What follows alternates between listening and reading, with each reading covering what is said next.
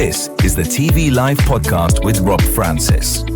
I actually missed all of this growing up. I'm from the south, so I never experienced Tyne Tees in real time. I only ever saw clips or read stories later. And yet, even from a distance, you can feel how jarring it must have been when Tyne Tees suddenly became Channel 3 North East in 1996. Bold? Sure. Clever? Not even close.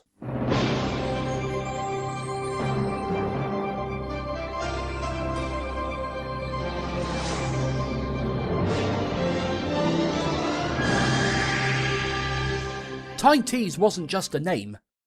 It was an identity. It was personality. It was the North East talking to itself.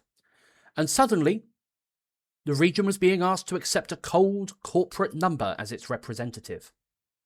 You can imagine the reaction in pubs and kitchens and living rooms. Channel 3? What the hell is that? Is that the same as Tyne Tees or some other nonsense? I'm not doing a Geordie accent because I can't do one. It wasn't just confusing. It was insulting. It was like saying, we know you loved this, but we think our branding is more important than your loyalty. Bruce Gyngell, the chief executive of Yorkshire Tyne Tees at the time, was the architect of this disaster. Gyngell, an Australian with a reputation for bold moves, clearly had a vision. He wanted a sleek, modern ITV network where regional stations were recognisable across the country. And yes, I get it, ambition is absolutely fine. But Gyngell's vision completely ignored the people who actually watched the station. It was a classic example of corporate hubris, boardroom logic, trumping regional sensibility.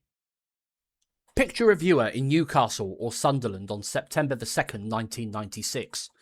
You're about to sit down for the news, expecting to see the familiar Tyne Tees logo, and instead...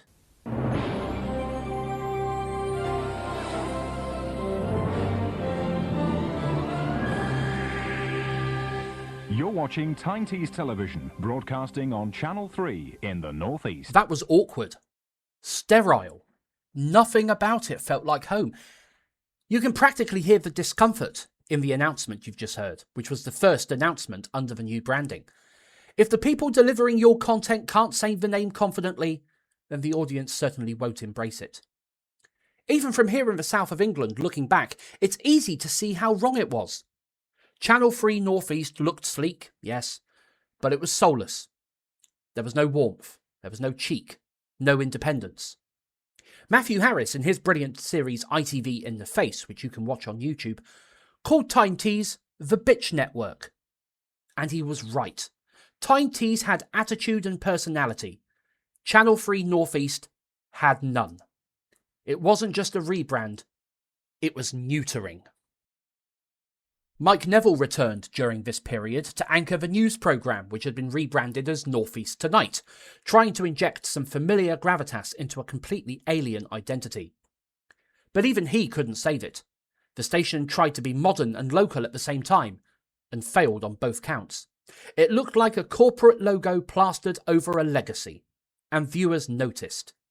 They didn't just notice, they rejected it.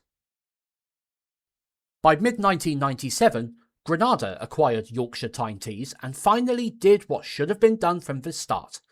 They admitted that the rebrand was a failure. Channel 3 North East was dead in the water. The Tyne Tees name returned in March 1998, not with a grand relaunch, but rather quietly. And you could sense the relief. For the North East, it wasn't just nostalgia. It was reclaiming something that had been stripped away. The whole saga is a textbook example of what happens when executives prioritise style over substance and ambition over audience. Bruce Gyngell's vision wasn't inherently bad, he wanted to modernise, but it was utterly tone deaf. Channel 3 North East had all the polish in the world, but none of the heart, none of the soul. It alienated the very people it was supposed to serve. Even growing up in the South watching old clips on websites like TV Arc and YouTube, I can feel the wrongness of it. Tyne Tees wasn't a corporate asset to be repackaged. It was a community institution. Channel 3 North East made that crystal clear, because boardrooms often have no idea what their viewers care about. And let's not sugarcoat this. This wasn't a minor misstep. This was arrogance in action. The network thought it could erase decades of regional identity with a single number. And they learned the hard way that it doesn't work like that. Names, personalities, and local character aren't optional. They're why people watch in the first place. Looking back, I'm still struck by how stark the contrast was. Tyne Tees had independence, a bit of edge, and a sense of belonging. Channel 3 North East had none of that.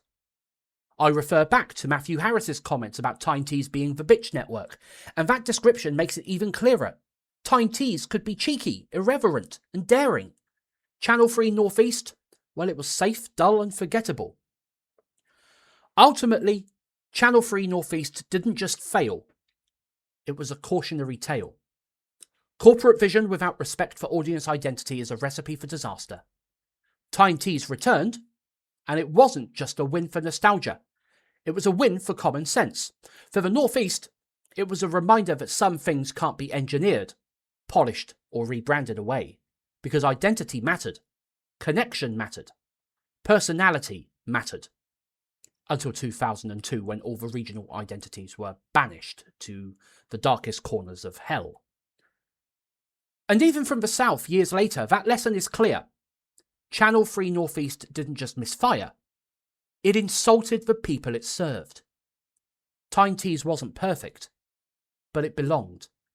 It had character, and that, in the end, is what made it irreplaceable.